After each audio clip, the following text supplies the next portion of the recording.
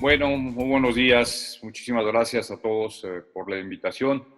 Al doctor Juan Pablo Pantoja por haberme invitado a este simposio. Al doctor Domínguez también por su colaboración con nosotros. Ha participado en alguna de las sesiones de la Asociación Mexicana de Cirugía General. Es un privilegio estar aquí en este simposio. Yo soy Juan Roberto Torres Cisneros y soy presidente de la Asociación Mexicana de Cirugía General. Y el tema que vamos a manejar hoy es hablar sobre el manejo transquirúrgico, algunas recomendaciones generales que estamos dando por parte de la asociación, especialmente en cirugía laparoscópica, y hablaremos un poquito de lo que son los filtros y el uso o no uso de los cauterios. Las prioridades quirúrgicas para nosotros es brindar la atención en la salud para todos nuestros pacientes, pero sobre todo en este momento también evitar que el personal de salud se convierta en una segunda víctima. Por lo tanto, tenemos que cuidar la seguridad para el paciente y también para el equipo médico y para todo el equipo quirúrgico. Y pues tenemos que proponer algunas soluciones que nos permitan continuar nuestra vida habitual o a lo que pensamos que va a ser una normalidad, entre comillas. Estos son de los últimos reportes, 8.544 casos confirmados de personas relacionadas del personal de salud. Son de los que están confirmados en México, esto es de hace unos días. En España se calculó que el 15% de los enfermos confirmados eran del sector salud, en Italia del 8%, en Estados Unidos solamente del 2%, en China 3.8%. Las curvas que nos faltan todavía son muchas y ahorita pues estamos viendo la curva principal, que es la curva donde sube en la enfermedad, y siento que estamos en la subida o llegando a la meseta. Todavía no sabemos cómo se va a presentar o qué tan prolongada va a ser esta subida o esta meseta. Sin embargo, sabemos que las unidades de terapia intensiva están en la Ciudad de México ya complicadas, ya con mucha saturación, y bueno, pues veremos cómo vaya bajando esta curva. La curva que nos ocupa ahorita es esta segunda oleada, que son los pacientes urgentes que no son COVID o que son los demorados por algunas restricciones. Más o menos se calcula que en México se han retrasado alrededor de 184,000 cirugías que en un momento eran programadas o electivas, y durante estos 2 meses, y esto está en relación a un artículo que salió ayer, una publicación en el British Journal of Surgery, y habla sobre estos 28.4 millones de operaciones que han sido retrasadas en el mundo, y de estas, como insisto, 184,000 solamente en México. A nosotros como cirujanos generales nos interesa mucho esta pequeña gráfica en donde hay manifestaciones gastrointestinales de la enfermedad COVID-19. Esta es una publicación también de este mes, o todo es de este mes, en donde los síntomas gastrointestinales son muy frecuentes y las diarreas y el dolor abdominal es algo muy frecuente. De los síntomas gastrointestinales más frecuentes es la anorexia, y de eso sigue la diarrea y el dolor abdominal. El dolor abdominal es un problema porque nos llegan a la consulta o a urgencias con dolor abdominal que sugiere una apendicitis o que sugiere una colecistitis y que resulta ser un paciente con coronavirus.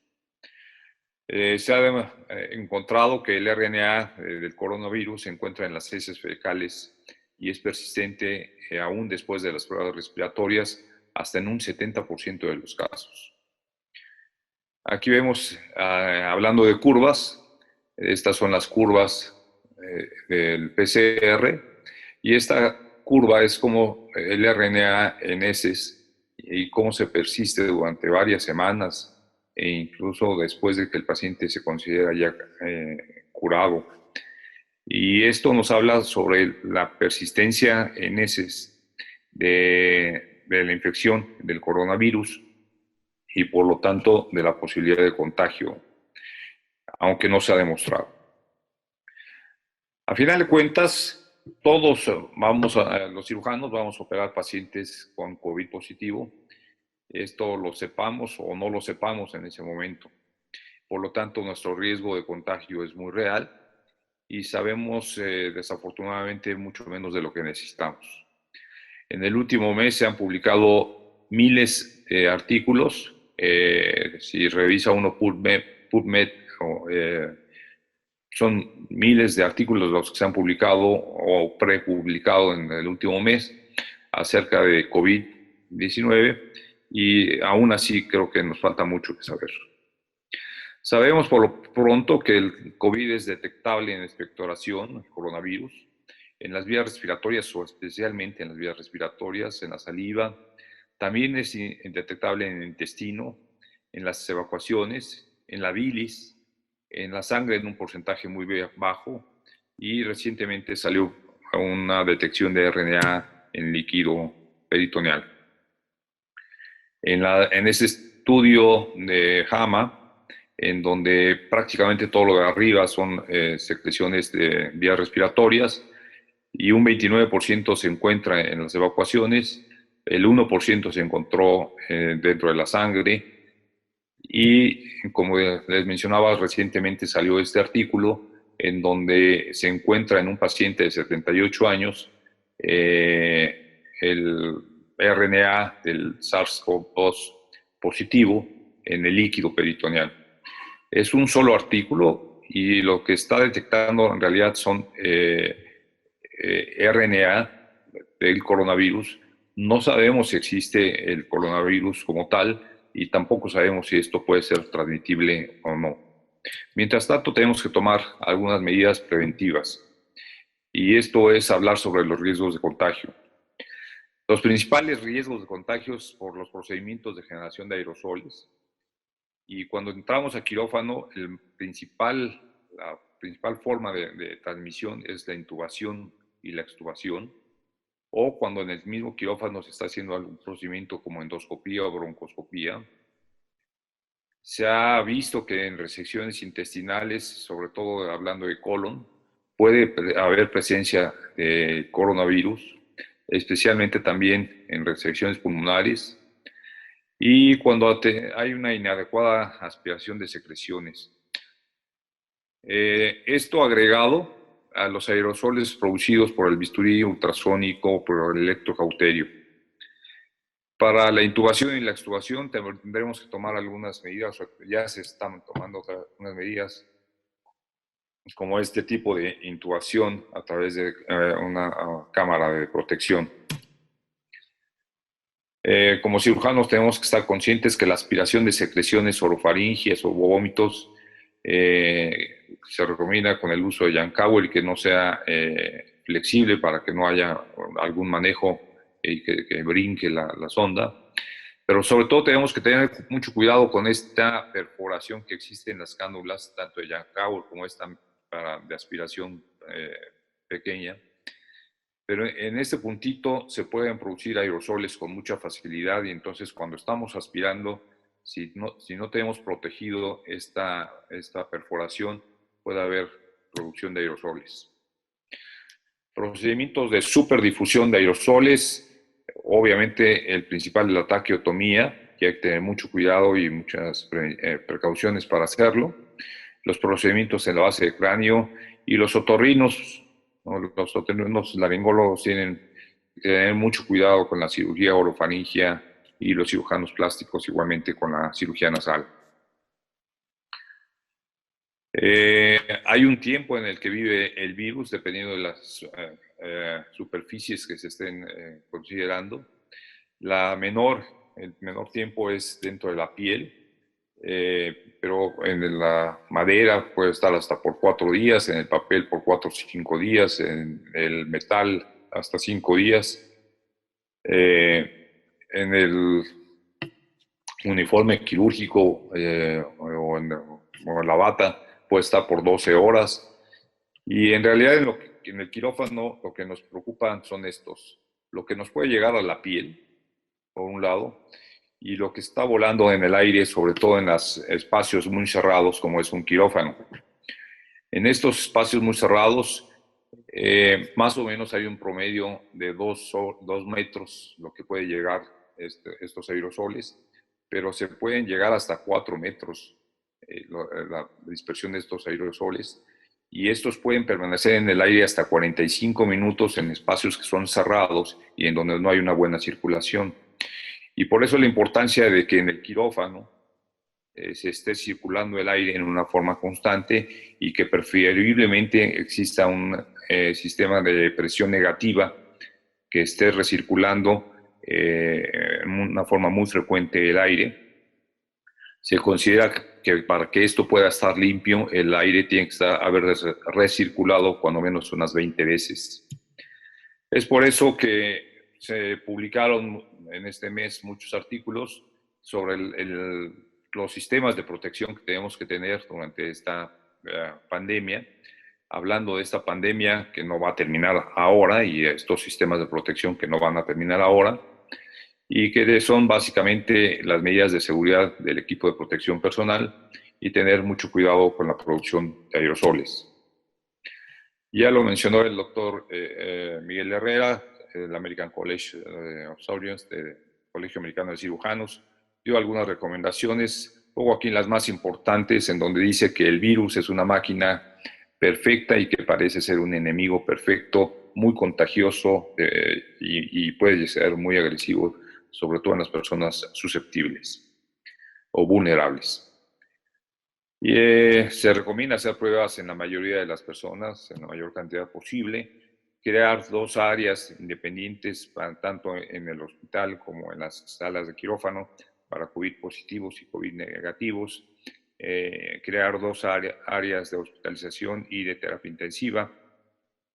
El equipo de protección personal debe ser utilizado para todos los pacientes positivos o sospechosos, y en este momento para todos los que van a procedimientos quirúrgicos, y en forma ideal hay que tomar muestras al paciente antes de llevarlo a la cirugía. Este es un blog que realizamos desde hace un mes y medio en la Asociación Mexicana de Cirugía General. Los invito a que participen en él. ¿Qué es lo apropiado en la cirugía del paciente con COVID, que no sabemos si es positivo o no, que es desconocido? Sobre todo para los procedimientos de intubación y extubación, siempre debe haber un equipo de protección personal completo, principalmente con la protección ocular y con los respiradores N95 para el anestesiólogo, el equipo de protección personal para todos los procedimientos en donde haya difusión de aerosoles, y sobre todo cuando se van a manejar vísceras, tanto intestino como pulmón. Se recomienda mucho este equipo de evacuación de humo en cirugía laparoscópica y abierta, ya vamos a mencionar de él, y hay que considerar que todo paciente puede tener COVID positivo mientras no se demuestre lo contrario.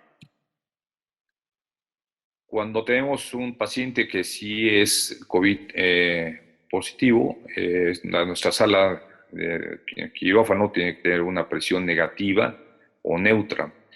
Y esto es porque muchos de nuestros quirófanos se manejan con la presión positiva. Cuando se utiliza la presión positiva, el aire tiende a salir del quirófano, y lo que buscamos ahora es que el aire no salga, sino se mantenga dentro de la sala o sea aspirado, y por lo tanto la presión tiene que ser negativa, y esto para los pacientes COVID positivo es algo importante. Tenemos que sumar o aumentar nuestras medidas de protección para evitar los riesgos de transmisión.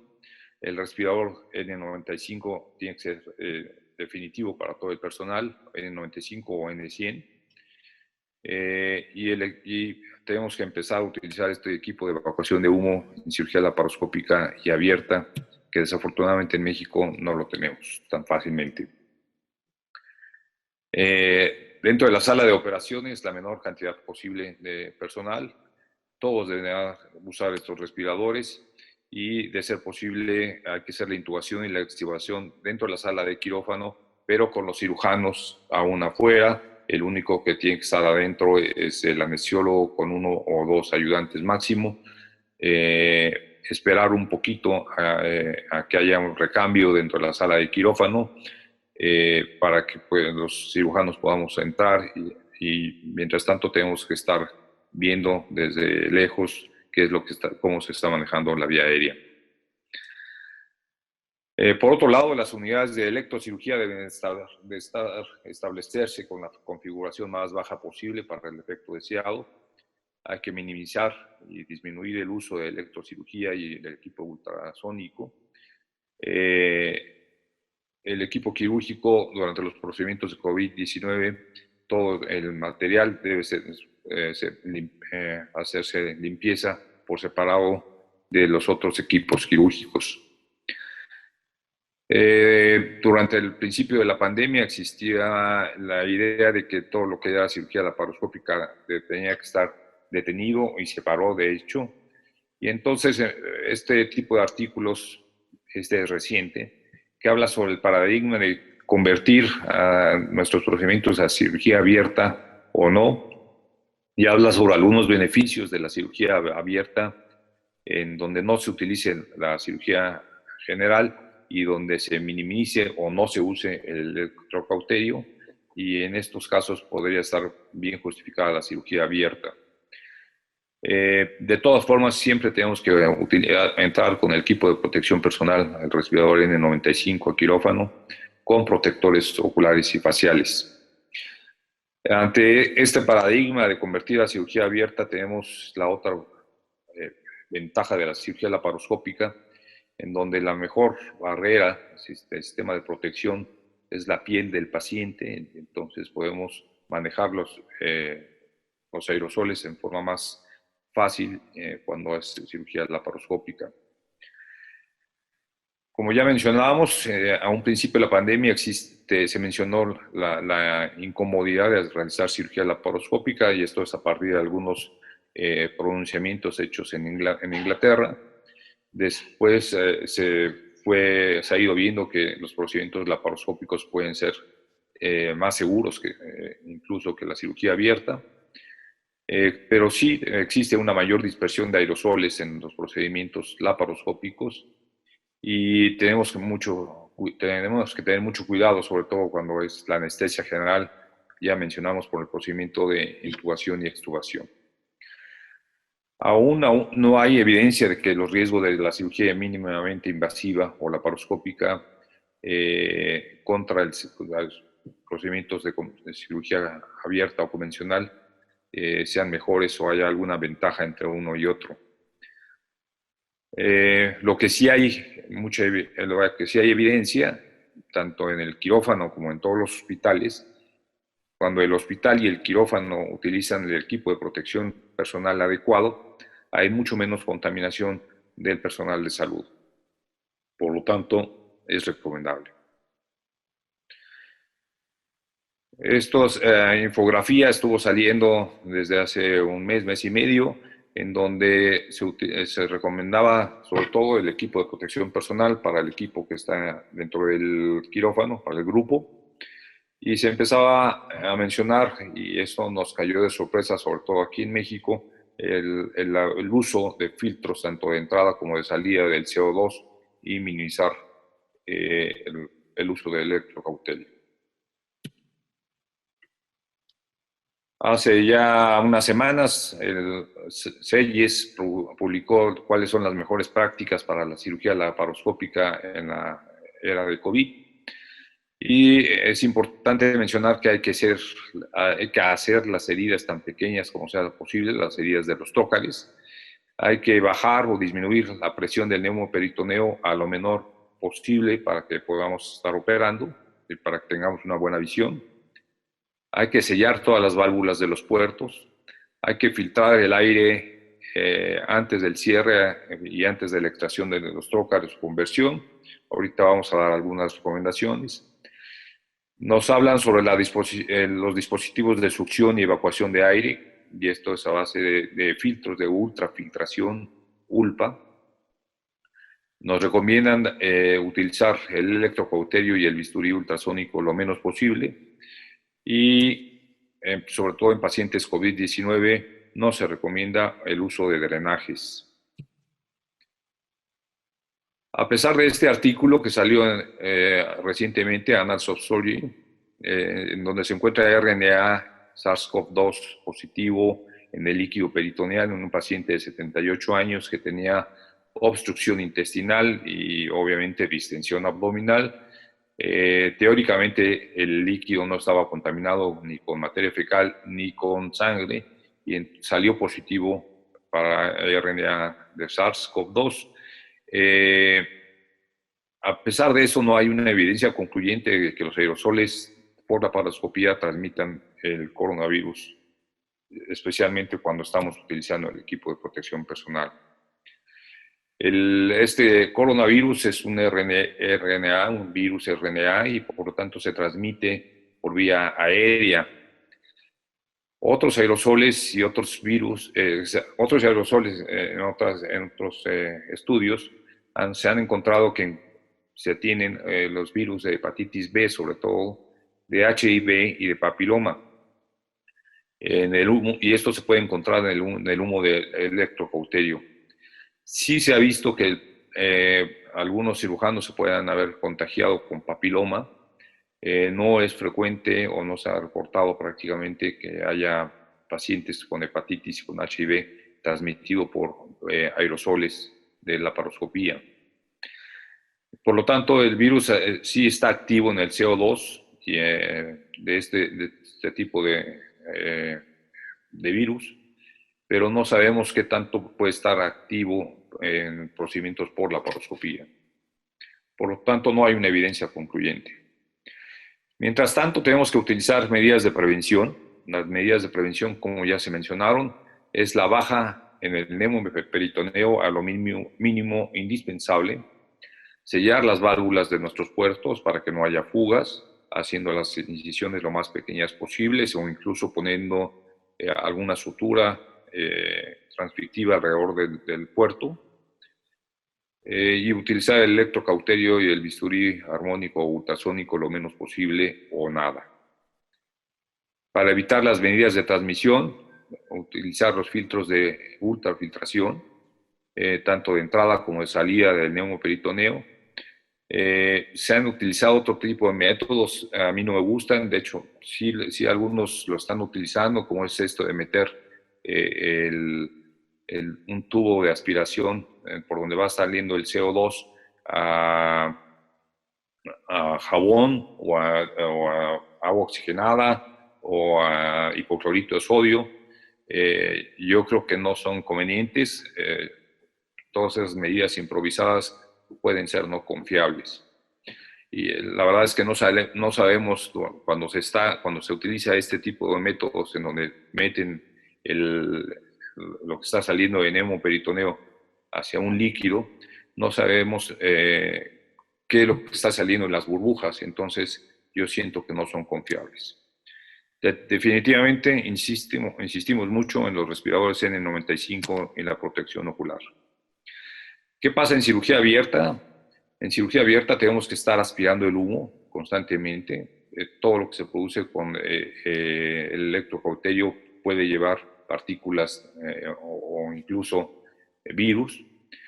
Es importante insistir en la filtración de aire para todo el quirófano con filtros HEPA y para la salida y entrada de aire con filtros ULPA, de ultrafiltración de aire.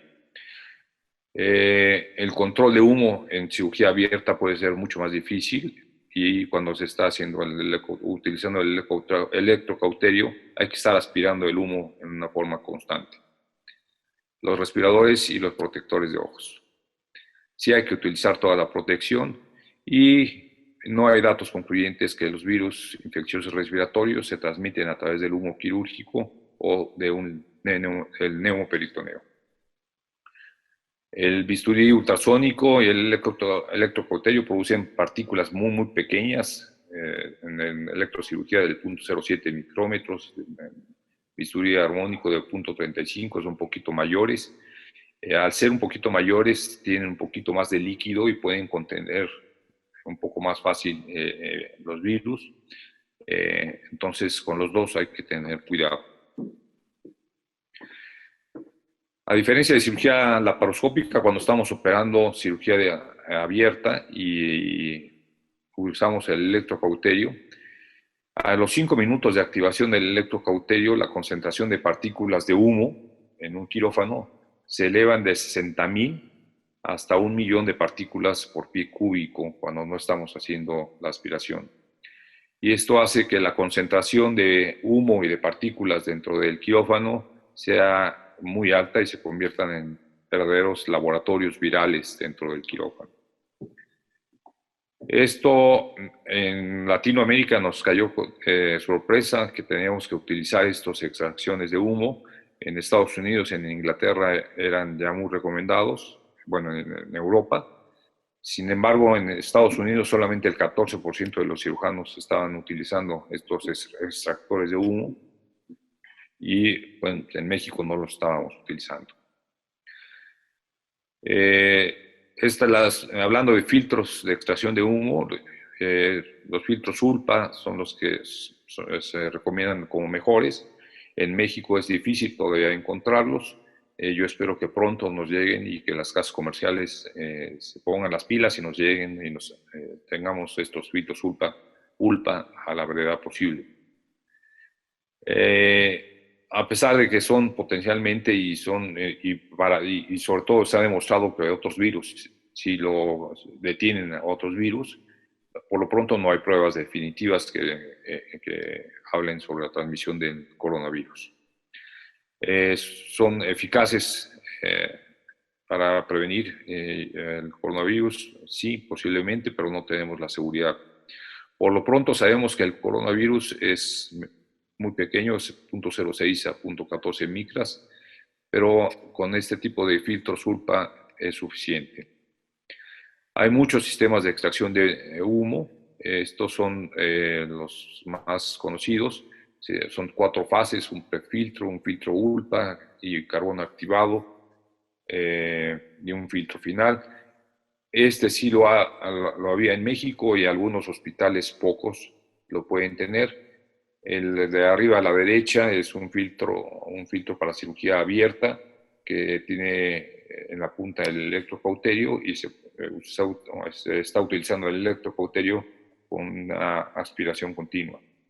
Hay muchos filtros de estos, de otras marcas. Este es Stryker, otras marcas que no tenemos en México, pero Selles en esta semana publicó cuáles son los recomendables. Son muchos, están a la derecha, son las casas comerciales y son los tipos de filtros que son recomendables para la extracción de humo y gas quirúrgico. Inicialmente salieron estos artículos. Este es un artículo de Israel en donde habla sobre las personas que no tenemos los filtros a la mano, los filtros adecuados, cuáles eran las opciones. Y la opción es utilizar este tipo de filtro, que es un filtro respiratorio, ¿sí?, conectado a un microset y adaptado para que se pueda utilizar. Al principio tenía yo mis dudas porque la capacidad de filtración es solamente de 0.8, cuando el coronavirus es de 0.12, pero la forma de transmisión del coronavirus es a través de partículas o micropartículas de líquido o de solución o de secreción, y por lo tanto los filtros sí parecen detener todo esto, toda esta transmisión. Les voy a platicar un poquito de los consejos prácticos en cirugía laparoscópica. Esto ya es más bien por experiencia de mi grupo de trabajo. Primero es usar el filtro de insuflador del CO2. 2, usar el filtro entre el frasco aspirador y un aspirador de pared.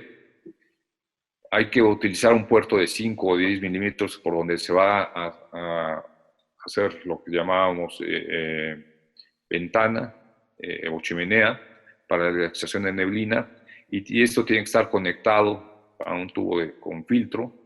Ya la chimenea, como conocíamos que era sacar el humo, ya no se debe utilizar. Esto debe estar conectado a un tubo con un filtro.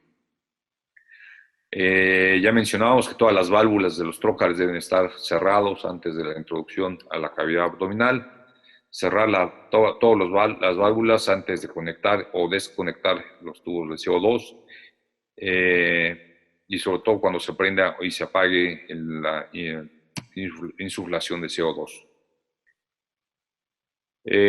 Después de eso hay que encender el insuflador y después abrir las válvulas de los trócares, del trócar por donde va a entrar. Finalmente, extraer el CO2 y el neumoperitoneo y el gas abdominal antes de extraer todos los puertos o antes de sacar alguna pieza o antes de hacer alguna incisión. Y mantener este aspirado activo en cualquiera de los trócares 5 milímetros o de 10 milímetros. En los pacientes que sean COVID, habrá que pensar en aumentar estas medidas de protección, ¿sí? Sobre todo en zonas que puedan estar expuestas, como el cuello o las orejas. Y utilizar este equipo de protección bajo supervisión, tanto para la forma cuando nos ponemos de instalación o de retiro del equipo de protección, siempre bajo supervisión. En el número 1, al lado derecho, están algunos de los filtros que ya se están usando y que ya se estaban usando. Estos sí los podíamos tener en algunos quirófanos, que es para el insuflador del CO2, es el filtro de entrada. A la izquierda hay algunos de los filtros que también se estaban consiguiendo aquí en México. Es importante también pensar que debe haber un filtro para el aspirador que va hacia la pared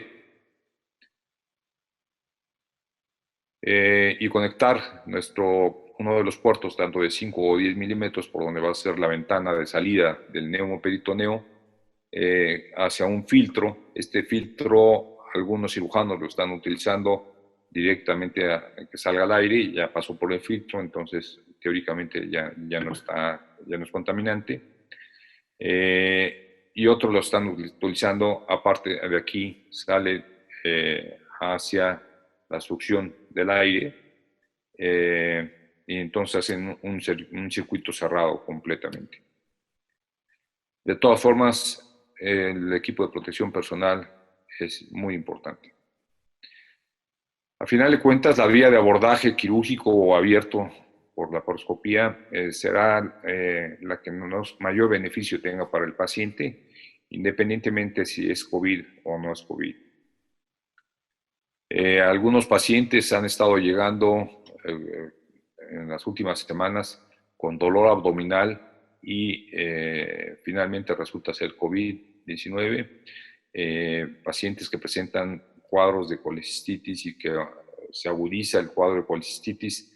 Yo pienso que es por la hipoxia que se están presentando y presentan dolor abdominal. Ya mencionamos en las primeras diapositivas que hasta en el 9% de los pacientes presentan dolor abdominal y por lo tanto es importante diferenciar entre sepsis que no sea por COVID y dolor abdominal que sea por COVID. Las conclusiones que hay que llevar es que la mayor producción de aerosoles y contaminación durante una cirugía es durante la intubación y el manejo de la vía aérea. En cirugía abierta hay que hacer extracción del humo quirúrgico y es importante, y eso lo teníamos que haber estado haciendo desde hace tiempo. Ahora es más importante.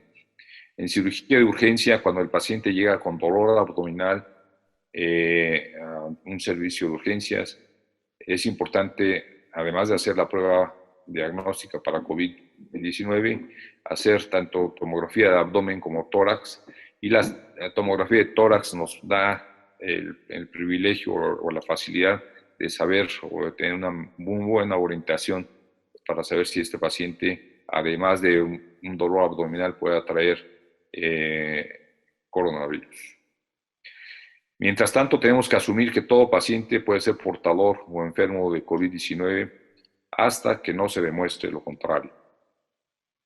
Para cirugía laparoscópica hay que controlar la dispersión de los aerosoles con un filtro de entrada de CO2, con un filtro de salida del neumoperitoneo, con un filtro de succión a la pared, como lo mencionamos, y tomando las precauciones del respirador N95 o N100 y la protección ocular. ¿Qué va a pasar después? Esto ya lo mencionará el doctor Juan Pablo Pantoja en la siguiente plática. Cuando el 70 o el 80% de la población tenga contacto con el SARS-CoV-2, ya sea por enfermedad o por vacuna, hasta entonces podremos considerar que estemos regresando a la pseudo normalidad. Las indicaciones quirúrgicas seguirán siendo las mismas. El abordaje quirúrgico abierto o laparoscópico deberá de ser el más conveniente para el paciente. Es muy probable que haya más procedimientos con anestesia local o regional. Se implementarán tanto por los cirujanos, por el equipo quirúrgico, como por la industria, mayores medidas de seguridad, y esto pues es un trabajo de todos. Así es como se están operando actualmente en el lado izquierdo un apéndice un apéndice que no tenía COVID. En el lado derecho, uno de mis amigos cirujanos operando en la sala COVID. Muchas gracias. Muchísimas gracias, doctor. Y también agradecerle el tiempo que se tomó para venir, para estar el día de hoy con nosotros compartiendo esta información que, pues como bien dice, es de reciente generación. De un día para otro están saliendo nuevos papers y es importante estar actualizados, y más que nada porque el tener este conocimiento nos va a garantizar a nosotros la seguridad tanto para el equipo quirúrgico como para el paciente. Ok, aquí hay unas preguntas, hay una dirigida al doctor Torres y pregunta la doctora Blanca si la especificación o su recomendación para, en referencia al equipo de seguridad, debido a que algunos hospitales y más en el ámbito público hay cierta restricción en los costos, para cirugías de rutina en pacientes que aún se están considerando como sospechosos o negativos, si hay alguna recomendación específica, doctor, de su parte. Voy a activar igual su micrófono. Bueno, ¿sí me escuchan? Sí, doctor. Sí, este es un problema que hemos estado viendo. Definitivamente depende en dónde estén, en qué estado de la República y en qué situación se encuentre su ciudad o su localidad. Se recomienda el equipo de protección personal para toda cirugía. Definitivamente en la Ciudad de México, en el área conurbada, en el Estado de México, y yo diría que en la mayoría de la República Mexicana, se tiene que usar equipo de protección personal en todos los pacientes, sean COVID o no sean COVID, porque no sabemos en qué momento va a llegar. No sabemos en qué momento podemos estar operando un paciente portador asintomático, ¿sí? Y que sea COVID. Obviamente la cirugía electiva todavía está cancelada, no se debe de estar haciendo cirugía electiva, se tiene que estar operando solamente urgencias. Y al estarse operando solamente urgencias, entonces todos deberíamos estar entrando con el equipo de protección personal. Yo sé que para muchos lugares esto es un problema por la cantidad de insumos y porque no todo el mundo tiene los suficientes insumos para todos. Pero así es como debe de ser. Uno de los riesgos más importantes de entrar a quirófano no es estrictamente la cirugía, sino es la anestesia cuando se le está intubando al paciente. Y eso hace que el quirófano sea, como ya dije, un laboratorio viral, un laboratorio de virus. Sobre todo muchos quirófanos ni siquiera tienen ventilación, ni presión positiva, ni negativa, ni ninguna. Es preferible que tengan presión negativa o neutra, pero que esté ventilado, que tenga circulación, recambio de aire. Y yo insistiría en que el equipo de protección personal es para todos. Y es nuestra nueva realidad. Ahora, para operar tenemos que estar buscando cuál es el mejor equipo de protección que nos acomode para poder estar operando. Muchísimas gracias, doctor. Aquí hay otra pregunta, tal vez dirigida a lo que comentó el doctor Torres. Mencionan que en los contratos de servicios subrogados de la laparoscopía evidentemente no incluyen los extractores de gas con filtro. ¿Recomiendan que se genere una iniciativa para que esto sea obligatorio al momento de prestar el servicio? Sí, ¿sí me escuchan, perdón? Sí. Bueno, muchas cosas van a tener que ir cambiando, así como nos agarró por sorpresa tener que usar equipos de filtración de aire y prácticamente nadie lo tiene. Lo menos que podemos usar es los equipos de filtración y lo que se recomienda en todo el mundo es usar cuando menos este equipo de filtros. Si lo está recomendando todo el mundo, entonces nuestras autoridades tendrán que entender que parte de lo que es la laparoscopía debe de incluir estos filtros, tanto de entrada como de salida. En realidad no son tan costosos. El equipo de salida, el filtro de salida en Europa se vende en 17 euros. Es un filtro suficientemente bueno, se llama ULPA y cuesta 17 euros. El costo no es tan alto, desafortunadamente no lo tenemos todavía en México, pero estos filtros respiratorios que se están usando, los hay en todos los quirófanos, son los que usan los anestesiólogos y yo creo que es importante que se use. El filtro de salida, que me están comentando que no lo tienen los subrogados, creo que es importante porque si no se les van a contaminar el aparato. Entonces, si no se usa, se contamina el aparato y entonces ese aparato que se use en un paciente que era portador va a contaminar al siguiente paciente. Entonces, bien importante que se utilice. ¿Qué tenemos que hacer? Es adaptarnos y ir comprando e ir insistiendo a nuestras autoridades que nos den el equipo de protección personal y que tengamos estos filtros para poder operar.